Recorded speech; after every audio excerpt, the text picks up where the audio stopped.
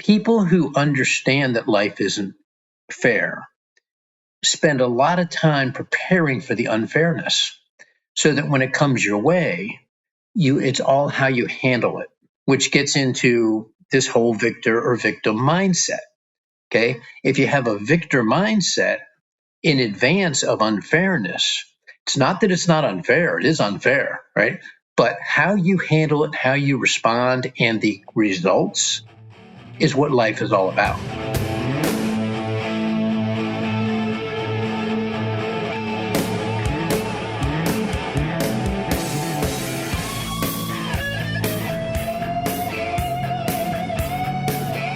Hello, everybody. Welcome to Run With The Cheetahs, the podcast. This podcast, and I hope you've seen some of it before, but if not, if you're new, this podcast is the companion podcast to the book, Run With The Cheetahs, written by Mr. Jerry Freishtat. And we are so fortunate to have Mr. Freishtat with us every time we do one of these podcasts. And matter of fact, let me get him in here right now. Jerry, come on in and say hello to everybody. Hey there, Russell. Hey, another great day over here. Looking forward to getting going. Today we are going to go into one of life's greatest questions, and we are going to jump into that here and cover some really good content for you. You're right, Jerry. And as a matter of fact, we've touched on this before. Because this is one of our favorites, and it's important. This is important stuff. I got to say, folks, this book is pretty amazing. Today, we are actually going to go revisit chapter 13, Jerry. I went back and, I had to read chapter 13. The chapter 13 is called From Victim to Victor, which fits so perfectly into our conversation today about life's not fair. And you know what? We're gonna go ahead and jump over some of this and just say, look, people, life's unfair. Life is unfair. There shouldn't be any surprise about it here at this point. Okay, life is unfair. So I've got two things I want to read to you from your book, and then we'll get started here. Many people let the world dictate their destiny. They have an inherent belief, no matter what I do, the world is unfair. It's just a matter of time until it's my turn to have negativity or even tragedy thrust upon me. That's right out of your book. Okay. Now I want to read the follow-up to that. Okay. Actually, and this is the lead in the chapter. Right. Yep. In life, the comeback is always greater than the setback. Find those who have been in the trenches, who suffered difficult times, who may have lost everything only to rebound to new heights on their ladder.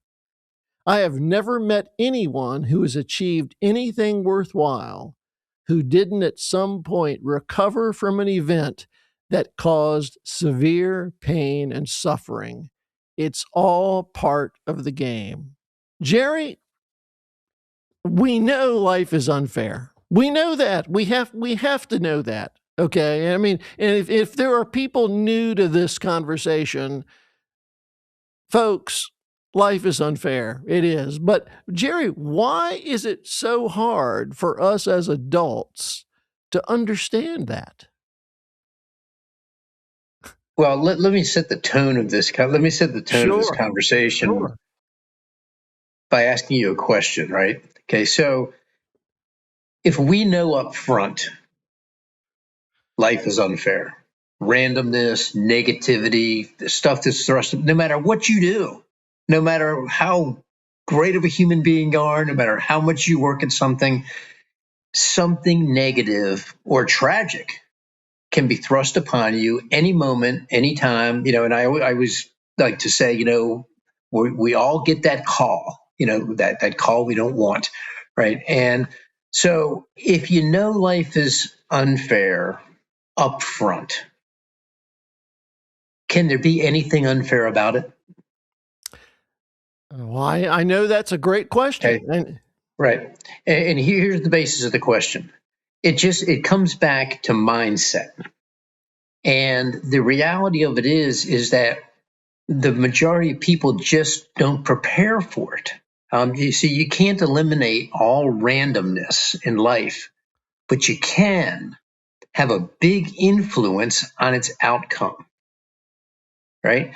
And let me tell you just a quick story, just to get things rolling here, okay? Please. Now, and this is not like one of these like tragedy stories. It's just to convey how it all works, okay? So a lot of you may know my athletic background was in golf. I played collegiate golf and caddied on the PGA Tour, and I was around some of the most elite players. I mean, it was just the most incredible experience ever. But let's just say you're out playing golf and you're a fairly good golfer and you rip a drive right down the middle, 300 yards, just perfect position for your next shot. Everything's great.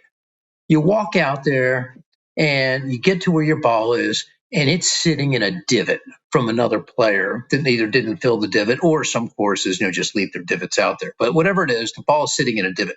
Not only is it sitting in a divot, it's sitting in the back edge of the divot. So you really even can't get the club on the back of the ball to hit your next shot. Okay. Well, the immediate reaction by almost everybody is, well, that's not fair. I just hit it right down the middle in the middle of the fairway, right? Okay. So the difference is that the amateur player, okay, walks up to that situation and essentially is self-defeated because of the circumstances. They've already determined I have no way of hitting this next shot. I can't get it out of the divot. I don't know how to do it. Well, the PGA Tour player has practiced that situation hundreds of times. Not only they practiced it 100 times, I guarantee you Tiger Woods, Scotty Scheffler, Jack Nicklaus, I don't care who you want to name, they've hit hundreds of shots out of that divot, from the front of the divot, the back of the divot, the side of the divot, different depths down in the divot. So they're more prepared, okay, for the situation. And I find that in life in general, people who understand that life isn't fair spend a lot of time preparing for the unfairness, so that when it comes your way, it's all how you handle it, which gets into this whole victor or victim mindset. Okay. If you have a victor mindset in advance of unfairness, it's not that it's not unfair. It is unfair, right? But how you handle it, how you respond, and the results is what life is all about. Okay. So the person that comes up against a tough situation and just decides, oh, woe is me, here we go again, I can't believe this happened, they kind of go into this negative victimization that it just becomes part of you. It's part of who you are.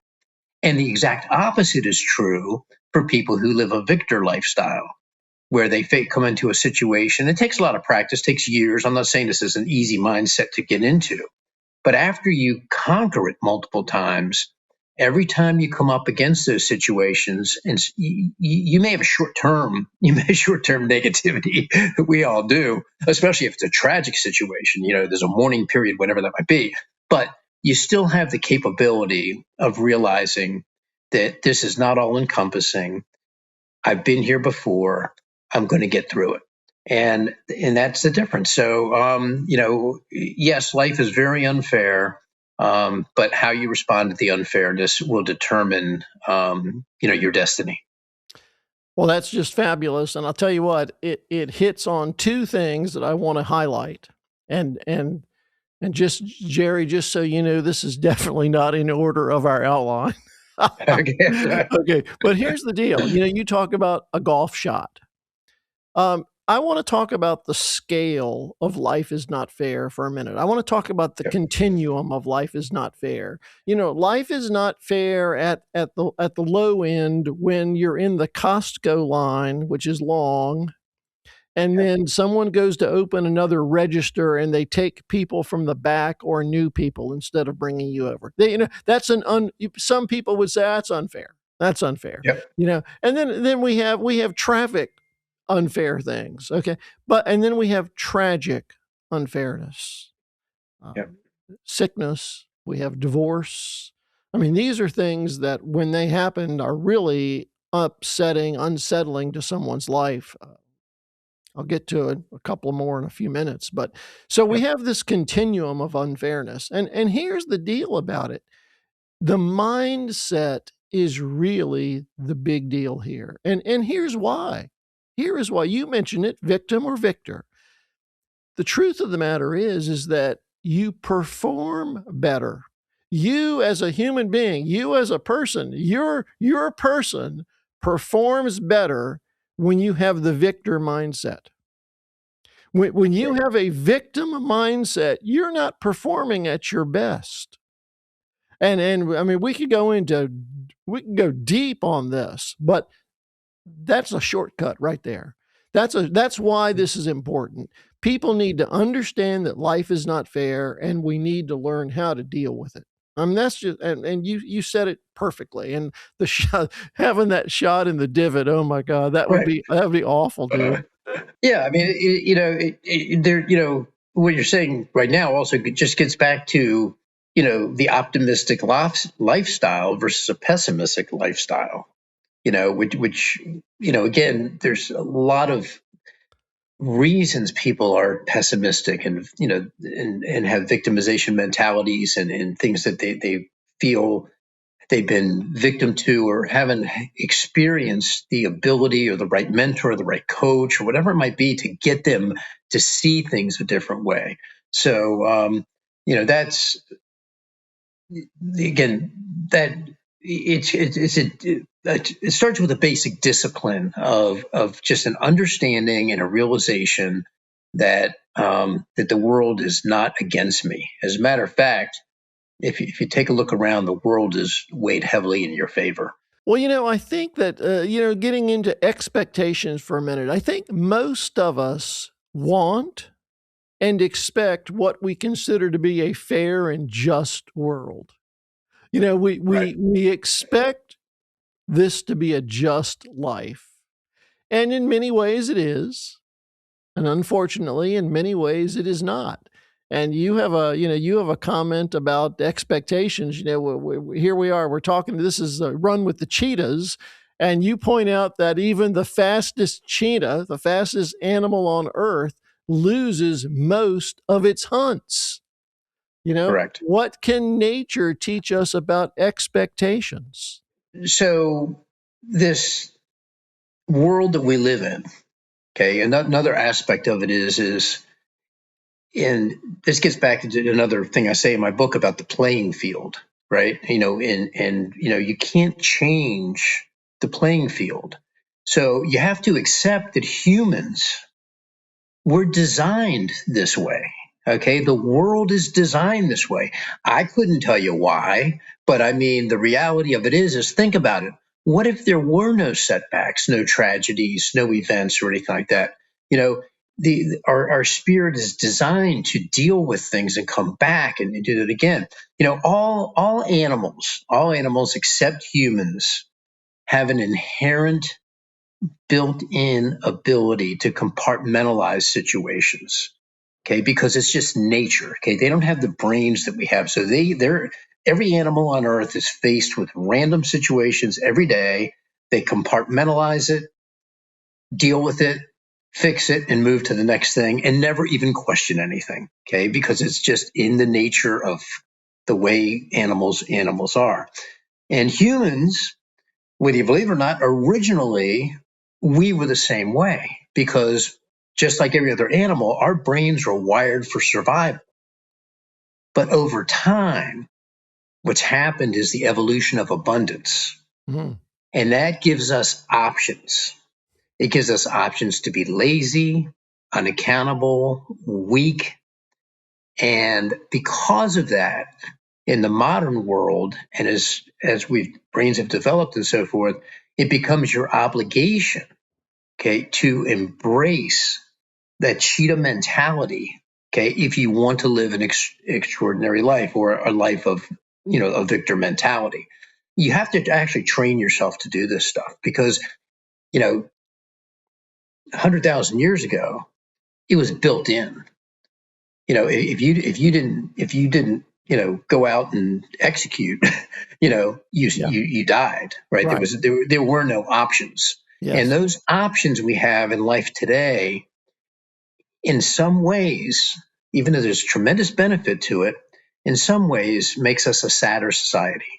And so it's your obligation to understand that, do hard things. And like Goggins says, callous your mind, right? You Yes. callous your mind, and then these unfair things and these setbacks just become part of the game. I mean, it's just that simple. Wow. I want to go back to, I'll tell you what, Jerry, in the 80s, I think I was in my late 20s or early 30s, I think, back in the 80s. And I remember when Rabbi Harold Kushner wrote a book called When Bad Things Happen to Good People. And I couldn't wait to read this because I thought, oh my goodness, here's a man of God who's going to really give me the bottom line on this and explain this to me. He's going to explain to me why bad things happen to good people. It's a great book. It's been read by Yep. millions and millions of people. I think I still have my copy, actually. Great book. But the bottom line in what he says is that, yeah, bad things happen. There is no rhyme or reason to it. And the question becomes, what do you do with it? Yep. That, Yeah. that I mean, That's the yeah. ultimate question. And that's whether it's Rabbi Kushner or whether it's Jerry Freishtat. Yep. That becomes the question. What do you do with it? So let's go into like the more severe things, tragedies that happen, and I mean, awful, the death of a child. I mean, something just horrific, things that take place in life. Which by the But way, yeah, that is what yep, had happened with Rabbi Kushner. His right, right, son had progeria, I believe, yeah, and died, I believe, at the age of 14. That's what drove him to seek and to write this book, I believe. yeah, and and my youngest son a couple of years ago was diagnosed with leukemia. Thank God, everything is fine and he's recovered. But when those things happen, it's like regardless of the depth of the tragedy, and you're going to go through a mourning period no matter what. Okay, that's again part of the human species and how we're made. But you have to at some point transition from that victim mentality back to the victor mentality. You have to somehow be able to put what happened in a compartment and be able to move on. And again, because nothing is all encompassing. So the depth and length that you stay in that mourning period will test your resilience to come back. And what I've learned now that I'm getting older is that when really negative things happen or financial loss, whatever it might be, that with experience, those mourning periods are shorter, shallower, not as painful, and you've learned to have the resilience to bounce back. And the quicker you can come back, the reality of it is the better overall life that you're going to live. You don't forget the tragedies in life; they don't go away. It's always going to be part of you in your brain. Again, we talked about that in another podcast as well. But the trick is to overwrite them with positive input and actions to limit their impact in your daily thoughts. See, your daily thoughts are what create a victim mentality. Just this constant feeling of things that are not in your control. The world is, throwing these negative things at me and so forth. So, your daily thoughts, the more input and positivity you get there, the quicker you can bounce back and get back on track. And as I said, pain doesn't go away. It's there, but you have to suppress it by overriding positive things. I think it's so important that you have addressed, and I'm going to pause here just for emphasis on mourning, on mourning. Yeah. Yeah. We have to acknowledge the fact that when ugly stuff happens, there is going to be a period of mourning. And we don't want to diminish that. We do not Right. want to diminish that. That's right. I'm going to talk in a few minutes about, you mentioned your son. I remember that. I remember that situation. My wife's had breast cancer. Your wife's had breast cancer. I mean, we in our own universes, we've dealt with this, but the worst, by the way, on that scale we were talking about of life's not fair, the worst situation, the worst thing from what I read and all the research that's been done is actually when you lose a child. Right. Losing a child, and here's the deal about this, by the way, a divorce and losing a child are very comparable as far as the heartache they cause immediately. Right. But as it turns out, losing a child is the much tougher one to come back from. Right. That's what the research shows. So I don't Yeah. want us to skip over the fact of mourning in any situation is bad. By the way, if that drive into the fairway and that land in the divot, if that cost you the Masters tournament, there'd be some mourning over that, you know? Right. Yeah. No doubt about that. There'd be some mourning over that. But, but once again, so, Jerry, we've covered this already, but so people who are in the midst of these tragedies, they say, why me? Or when they're in the midst of this unfairness, they say, why me? Why me? Robert Kiyosaki, the guy that wrote Rich Dad Poor Dad. Yeah. He has one of my favorite quotes on this subject, and he goes, "Life isn't fair. It never will be. Quit trying to make it fair. You don't need it to be fair." And that last line is the whole key to the whole thing. Okay, you don't have to have everything working. I mean, what would life be like if everything went your way all the time? Right?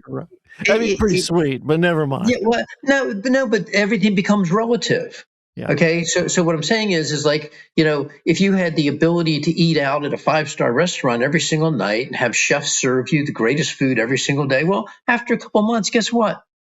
It's not a big deal anymore, right? Yeah. So the setbacks in life essentially prime us for the benefits and joy in life, and there's a balance in there.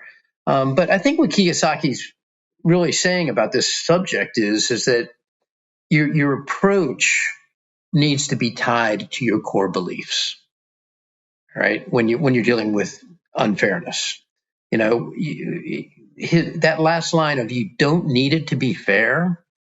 Again, if your core belief is that the unfairness is going to happen at random times, and I know that no matter what I do, it's going to happen, then as a core belief, you understand that in the midst of those setbacks, that it's just part of the game.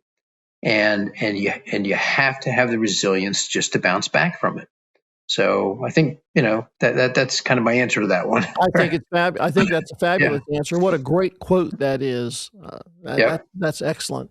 I want to go back to just for a moment to the scale of unfairness and talk about how different people have slightly different mindsets. Now, again, you and I, we've talked a little bit about this, and I happen to know one of your pain points, so I'll probably bring it up here in a minute.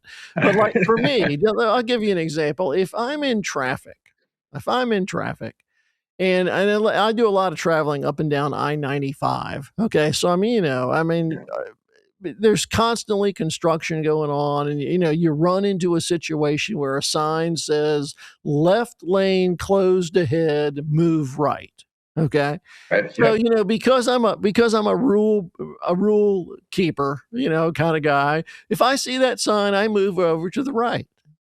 And then a gazillion people are zooming past me in the left lane. Okay. Now, listen, we've all been here doing this. Okay. Now, I will just kind of say, that's how it is. That's it. That's, okay. But I don't necessarily, but my wife, she is ticked off at those people that are zooming down there. You know, she's working up an attitude, a bad attitude about these people. And the difference is this. The difference is then what mindset are you now in? I'm in pretty much a complacent, happy-go-lucky. Okay, I'm in the right lane. I'm sorry Right. it's going to take a little longer, but I'm doing what I'm supposed to do. And you know, Yep. and she's pretty ticked off. So I mean, she's ready to unleash. She's really ready to unleash some fury on somebody if need be. So again, even in an everyday, very minor situation compared to what we're talking about as far as tragedy, these little things that go on, they adjust your mindset. And when they adjust your mindset, if you're in a negative mindset, if you're in a victim mindset, you're not performing well.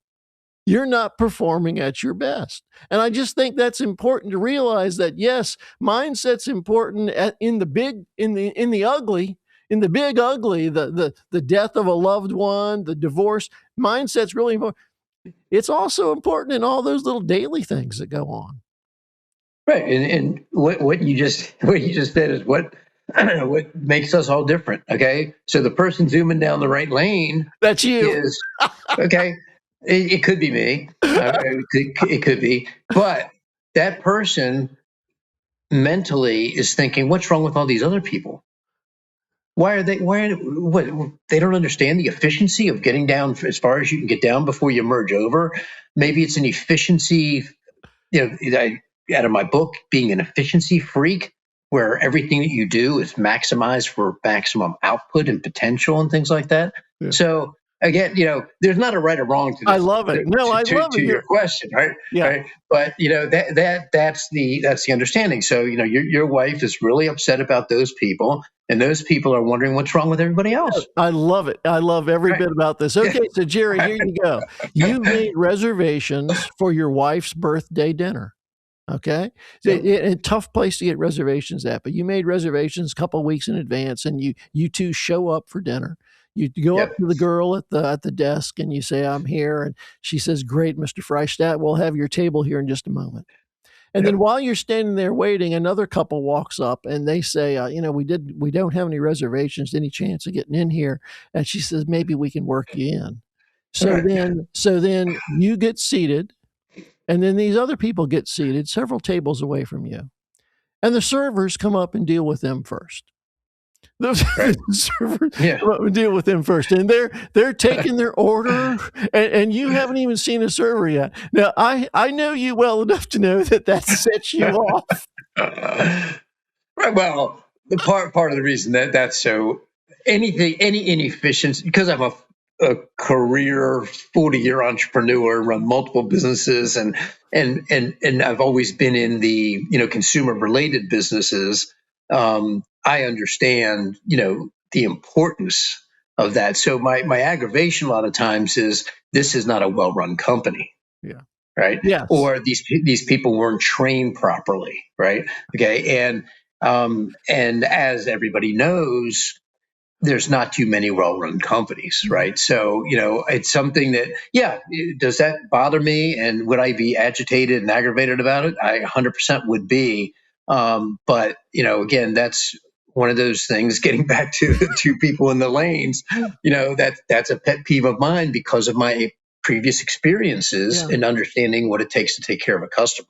And the reason again that Yeah. I bring that up, the reason I bring it up is because I just want to point out to people that your victim victor attitude in even these smaller things affects your performance. Now, you are likely not to be quite as kind, giving, and loving in those next few minutes with anyone else Oh, that's, as you would be normally. I know you're a jovial, glowing kind of guy, but boy, yep. if that happened to you'd be a little bit miffed there for a bit. So it's important to understand how our attitudes are affected by these happenings, and we need to work as hard as we can at understanding you can overcome all this. So I'm going to jump to some people that I call Plan A people. Now, I Okay. don't know whether you know any of these people or not. I know a couple of Plan A people. Yep. And these are people that either had their life tracked out. I mean, they had a plan. They had a plan for their life. I mean, it was go to high school, go to college, get married, have a couple kids. I mean, they had it. They knew where they were going. Or that's one situation. Another situation was a gentleman who, from early on, wanted to be an attorney or wanted to be a doctor. Either one. Yep. And these Plan A people get to where they were going, and then something's not right. they're not right. They're miserable. Okay, they're miserable. Yeah, in that scenario where somebody plans out their life and it turns out the way they planned it happens 0% of the time. Oh, yeah. In other words, the life works out like they planned it. You're saying never. Yeah. Right. Yep. So those people feel like victims. I mean, those people really feel like life's not fair. I mean, they have had a solid goal plan. They have checked all the boxes. I mean, they've done what they're supposed to do, and then it doesn't work out. And it's tough for those people. Those people get hit hard. I mean, they get hit hard. I mean, I think some of them never recover from that, unfortunately. Yeah, I mean, part of the reason that those people go so many years with being able to execute that plan is because they're risk averse, right? So they spend most of their life or most of the time making sure nothing goes wrong, right? Yeah. And reality is that can work for a while, and that can work for a while, okay? But it doesn't prepare you for the realities of the world, the reality of life when something does happen like that. I mean. Those people, I think, not just those people, but for some reason, some people have victimization set in that just lasts a lifetime. I mean, and these are the saddest stories, by the way. I mean, these people are very unhappy and they die unhappy. So I think that in your Plan A people and people like that. The key is you have to have the ability to change directions, pivot, recharge, start the comeback from whatever the setback is. And, in probably the 10th time we've already said this, but you have to get in victor mode. I mean, if you want to live an extraordinary, fulfilled, happy, resilient life, you have to spend the majority of your time in a positive outlook, positive vision. And the other thing is that people that go into a long-term victimization, they don't realize that when you start over with knowledge that you didn't have before. And that puts you just that step from the bottom, just that what you learned and whatever that setback was, that puts you one rung up on that ladder. And that's how you start again. No doubt. You have to, you take the information and say, okay, whoa, that didn't work. I'm not doing that again. Okay. And you learn something and then you're on to the next thing. And that's what victors do. I mean, there's no, there's another perceived thing that always bothers me. And, I see this sometimes when I go speak places. People have this perception that, whoa, man, look at this guy. He's got the five successful kids, amazing wife, financially hit it big. I mean, all this other stuff. But that's not the reality. The reality of it is I have setbacks all the time. I know. And people need to understand that I don't care who your idol is or who you think your greatest mentor is going to be. I think every one of those people is going to tell you they're no different than you, right? It's just how they respond to a setback or respond to unfairness that makes the difference, so that a larger percentage of your time, which turns into a percentage of your life, is spent in a growth, healthy, expanding, happy world. And if you fall in that victim mode, and I know some people, just to describe the other side of it. I know some people that got divorced and became a victim to that their whole life. Absolutely. Yes. Yes. Like, just like, oh, I'm a failure, and there's no moving on, and whatever it might be, and that can happen to you with any big setback or failure or anything like that. So, the ability to pick yourself up, move on, and, as I said, get that one more rung up that ladder, that first step up, that first rung. That's the hardest one after a setback, but it's the launching point to expansion. That's fantastic stuff. I want to go back just for a minute and finish up on my plan A people, because Yep, sure. here I want to give those people the secret for a better life. Plan A people. Let me tell you Can't what you wait. need. Can't wait to hear that. You need plan B. You need plan There B. you go. Okay, that's the answer. Okay. Plan A did not work. Plan Yep. B is what you need. And get with it. Get on it, get with it, And the other little comment I have here is that stop following the map and start reading the terrain. You know what I mean? They say, Jerry, and this is so true. They say the best business leaders, and by the way, I believe this to the core of my soul. The best business leaders, the first thing they have to do is understand reality. They can't have a distorted, inflated vision of where they are in business. They got to be able to see where things are. So I think it's the same thing for people. We need to really be able to have an understanding of where things really are, and then assume the appropriate mindset for being able to move forward. Plan B. I love plan B. Plan B is great. I mean, you can do a lot with plan B. So all my plan A people, when that thing fails for you, your answer is plan B. Let's get on with it. Yep. All right. Totally agree. All right. So, now let's go. I'm going to go to deep pain just for a minute. Yep. Answers are pretty much the same, but I want to talk about it. So I have a couple of people in my universe, and both of these situations are fresh enough. And when I say fresh enough, I'm going to say within 5 years. These are two people. These people do not know each other. Both have lost a child. In this case, both due to suicide. Oh. Case to do with suicide. The pain's indescribable. I mean, it's indescribable, and my heart cries for these people. I mean, it's awful. It's awful.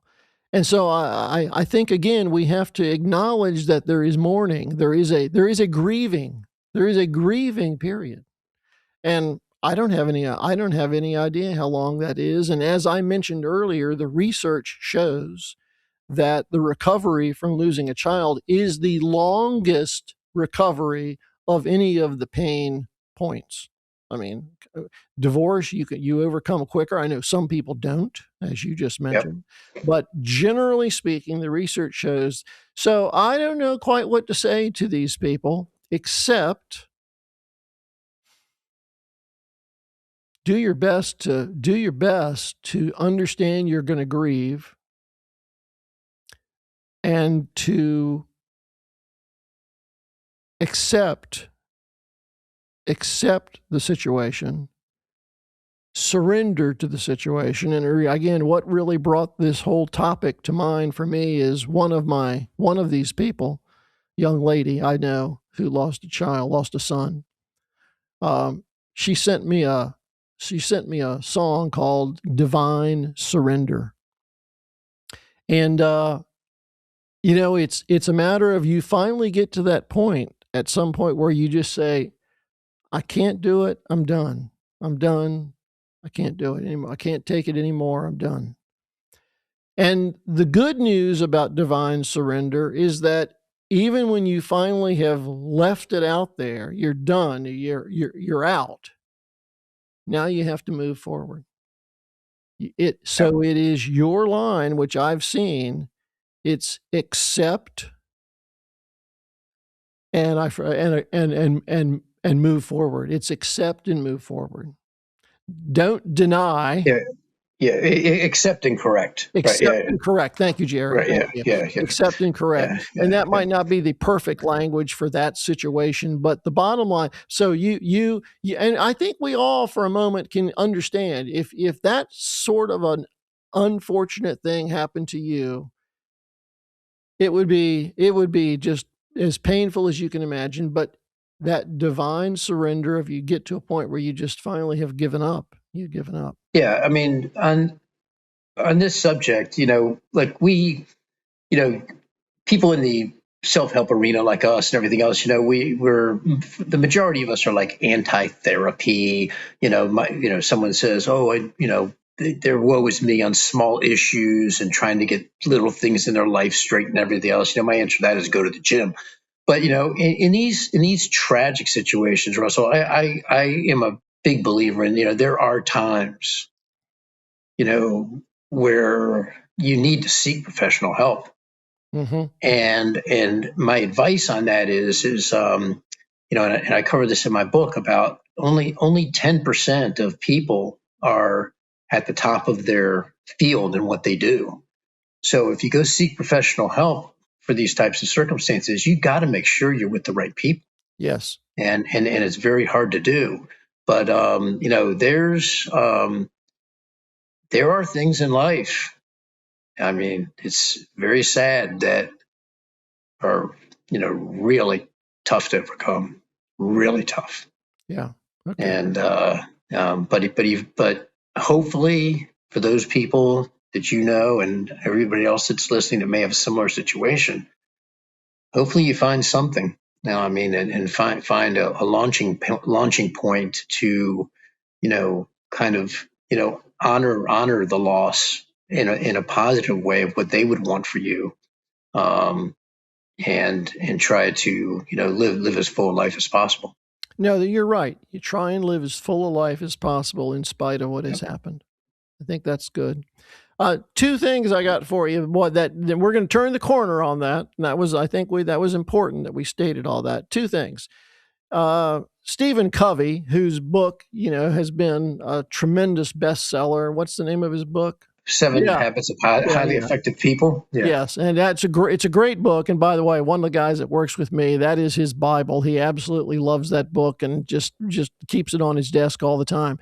But one of Stephen Covey's things is this, and I think this is great for what we're talking about today. He says 10%. He says own your 90%. Own your 90. 10% of life is what happens to you. Yep. Own your 90. Okay, take it from there. 10% is what's going to happen. Own your 90. I think that's just fantastic. I think that's great stuff. And then the other one I'm going to bring up at this point is, I wrote to you several weeks ago after getting an email from Brian Kite, Kight. And by the way, folks, I'm going to say Brian Kite has a newsletter that goes out, I think, every day. It's called Daily Discipline. It's really good stuff. It's fantastic stuff. And he sent a newsletter out a couple of weeks ago that I forwarded on to Jerry. It had a lot to do with life is not fair. But Brian Kite's main premise is a formula that he introduces, and he references this all the time. And the formula is E plus R equals 0. Excuse me, equals O, not 0, equals O. And what that is that's an event plus your response equals outcome. Right.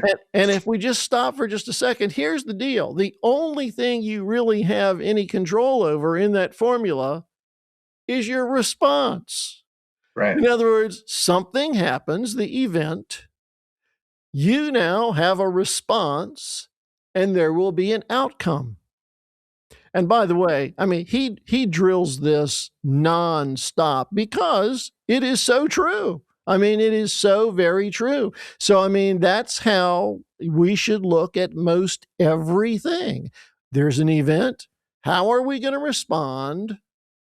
And there will be a new, fresh outcome. Probably a good time to bring up the first part of that, the events. Yes.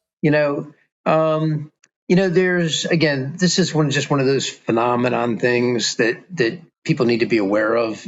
Is that, like, most people know somebody or a few people or whatever that um, seems like no matter what they do, no matter what happens, there's just negativity, bad things in their life, bad outcomes. Just can't get anywhere, complaining, whatever it might be. And then on the other side of that, there's people that just seems like everything they touch turns to gold, right? So, you know, I'm I'm here to tell you, okay, that is not a coincidence, right? That whole thing about which category you may fall in, has to do with your mindset and your daily behaviors and what you do and what your actions are. And I'm going to go back to being people who are risk averse. If you're risk averse, nothing good can happen, right? But the negative randomness of life is built into everyone. Okay. So without having the taking risk and challenges and executing and trying new things, you take away the upside and all you have is the downside. Wow. And that's what happens to people that I just described, where it just seems like whatever they happen, whatever they do, something bad's going on, negativity. And the people who are super risk takers are winning all the time. They still have the losses, same losses as the other guy, but they have the wins. And then the more the wins come and the more you get experience and understanding how life works, it's just a random phenomenon that it's way less likely that random negative things happen to you. That's just, I guess the best way of describing this is health and wellness. If you're a health and wellness person, living in a extreme healthy lifestyle with nutrition, exercise, and all those things, the randomness chances of a negative medical issue happening to you are cut, I'm going to say 80-90% versus the person who's unhealthy doing all those other things. So people don't look at it that way. If you step back and look at it from that perspective, you have a lot of control on the randomness that happens in your life. Yeah. And that's why you see the person that everything turns to gold and the person that everything's a disaster. So we do have more control than we think. Jerry, we're going to be doing an upcoming segment. This will be in the next 6 to 8 weeks on how one finds strength after some of these real tough losses. And you and I both know, and most people should acknowledge this, but if they haven't experienced any real hardships, they may not really understand it. I mean, you and I both know that after having divorces, which we've both had, and after having losses in business, which we both have had, and having health challenges in our family, we know that after you endure some of these things, after you go through these things, your resilience to things in the future gets better. You're stronger going forward. So you've said it earlier today, I believe, those setbacks are shallower than they would have been initially because That's you correct. have built up some resilience. That's an important thing to know. That's an important thing to know.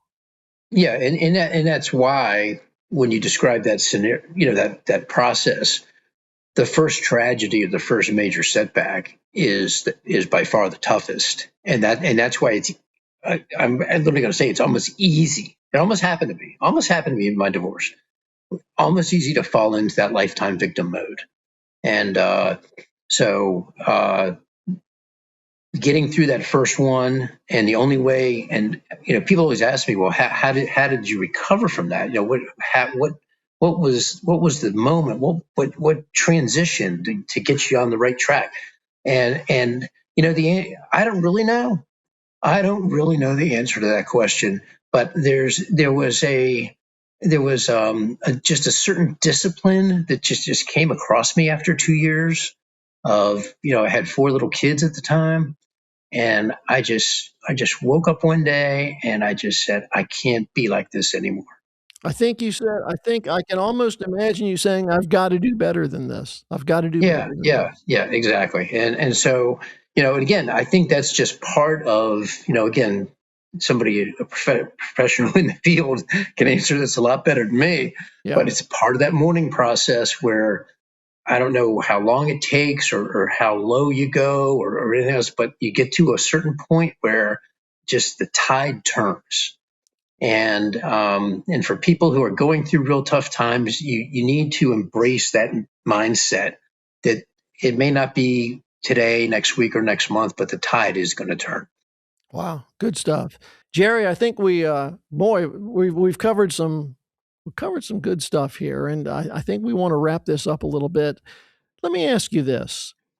If a listener that's out there right now is going through a real tough, deeply unfair season right now, what is the one thing they can control today to start moving forward? Well, for those of you that watch this and have read my book and follow me, you know one of my favorite sayings is the Abraham Lincoln quote of "No defeat is a final defeat." And I know that's a real tough thing to hear when you're in the middle of it, but it eventually you do come out of it. Setbacks related to random circumstances. I like to view it, and I'm real good at doing this now. Okay, I wasn't years ago. I'm real good at doing this now, but I view it as simply part of the game. Yeah. I mean, I almost look at life as a game. It's a game of odds and percentages of just trying to execute at the highest level I can, be great in all the areas of my life. I want to be a great father, a great husband, community, relationships, business, whatever it might be. I want to excel in all those areas and be the best I can. But I definitely have the ability to look at it as a setback, as a test. It's literally a test, or you can even look at it as like a puzzle you need to solve. And when you get that mindset, even the tough ones now, even the tough ones, had a few tough ones lately. You're able to handle it better and realize that with time, execution, effort, things will improve. And you know what? To wrap this up, I just had another thought about this whole thing. Please. One of the greatest things that happened to me over all the years is resources and relationships. So when you're younger, try and find those key people, like our relationship, Russell, you and I. Okay, that's a treasured relationship. Okay, and everybody should have, several of those people that you can count on, people you can go to, depending on the circumstances. I mean, there's not a whole lot that can happen in business to me that I don't have a resource to call and at least get some input, get some advice, get some direction. Whereas when you're left out on an island all by yourself and you don't have those relationships, Yeah. these comebacks are way harder. Yeah. Absolutely. Well, I'll tell you what, I'm going to read something here that as kind of a wrap up. And then if you have a last word, I'd love to hear it. But here's this. Yeah. Ladies and gentlemen, life is not fair. It never was and it never will be. But you are not defined by what happens to you. You are defined by how you respond to what happens to you. Be a cheetah. Accept the terrain.